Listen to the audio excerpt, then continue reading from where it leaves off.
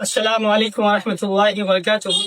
دوستوں، پھر آج حاضری ہوئی میری آپ سب کے سامنے، پھر مخاطب ہوں ایک بار پھر سوشل میڈیا پہ۔ میرے بار بار آنا تو نہیں ہوتا ہے، پر کچھ اس خاص مدعا ہے۔ آج کے ٹاپک ہے بہار الیکشن۔ بہار الیکشن میں اس سے پہلے بھی ذکر کر چکا تھا۔ مجلس اتحاد المسلمین جو جناب بیرسٹر اسد الدین اویسی صاحب ان کے پارٹی کے ادھیکش ہیں، اور بہار کے ادھیکش جناب وفد الایمان صاحب ہیں، میں ان کے مخاطب ہو کر کے ان تک یہ پیغام پہنچانا چاہوں گا کہ سر، آپ سے سوال ہے کہ آپ نے مولانا عبداللہ سالم چترویدی صاحب کا ٹکٹ کیوں کاٹا؟ سوال تو سب سے پہلے آپ سے یہی ہے کہ آپ نے اس کا ٹکٹ کیوں کاٹا؟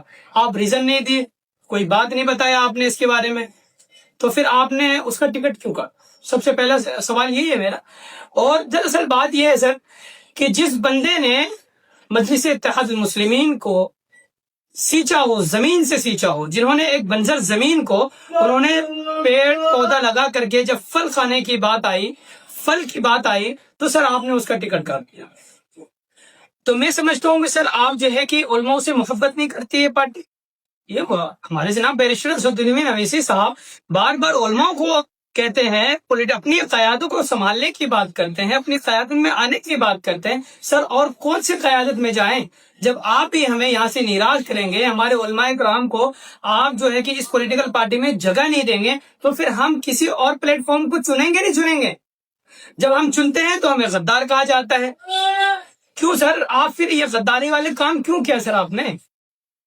وفد الایمان صاحب، میں آپ سے مخاطب ہوں، اور اس سے پہلے ایک میٹنگ میں ہماری آپ سے ملاقات ہوئی تھی۔ اس میٹنگ میں میں نے آپ سے کہا تھا، میں نے آپ کو پرسنلی اس میٹنگ میں نے آپ سے کہا تھا، اشارتاً میں نے آپ سے کہا تھا، سر جوکی ہاٹ ارریہ ودھان سبھا پہ تھوڑے سے نظر ڈالیں۔